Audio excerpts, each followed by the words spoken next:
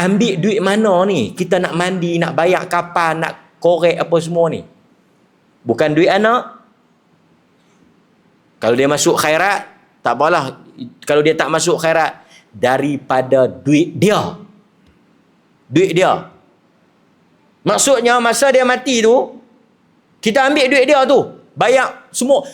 Keseluruhan pengurusan. Anak nak bagi tu soal lain lah. Anak dia kaya, kerja pandai, duit banyak apa semua. Anak dia nak bayar tak apa. Tapi asalnya duit siapa? Jangan main-main tuan-tuan. Hang tengok aku tengok hang.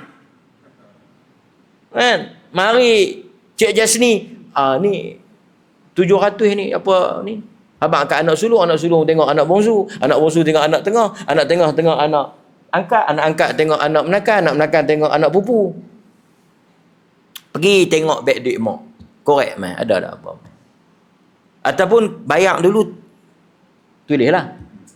Nanti claim. Claim kat siapa? Claim kat duit mak tu lah, arwah tu lah, duit ayah tu. Dia pasal asalnya ni supaya tak berlaku perselisihan, tak berlaku pertikaian. Bukan semua tuan-tuan masuk khairat kematian, betul tak?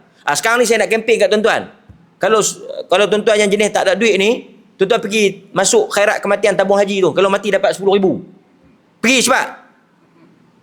Esok tabung haji buka, semua beramai-ramai pergi tabung haji, masuk khairat kematian tabung haji, dapat 10,000 kalau mati. Anak-anak pun tak payah pening, tak payah duk risau. Ni nak ambil duit siapa ni? Siapa nak bayar lu ni? Aku pun tak ada, aku pun tak masuk gaji.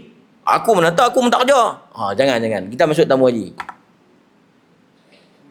10,000. Yang tu tak payah faraid.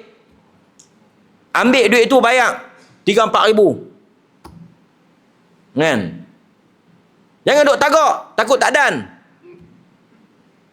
Kan? Tapi sebab pengurusan jenazah ambil duit kita. Ada tak tuan-tuan duit ada tak? Mana nak ada? Dah habis banjir tu, beli katil, beli tilam apa tu. Tu saya nak bagi tahu. Jangan main-main tuan-tuan. Ada satu banyaklah, bukan satu dua cerita, tapi saya dengar yang terbaru. Berpuluh tahun nak selesai sesuatu kes ni kerana isu-isu kecil ni. Jadi senang, ambil duit mak tu tak ada siapa, ambil duit dia bayar, senang. Boleh tuan? Okey, sekian maklumat. Jangan berkelahi, boleh?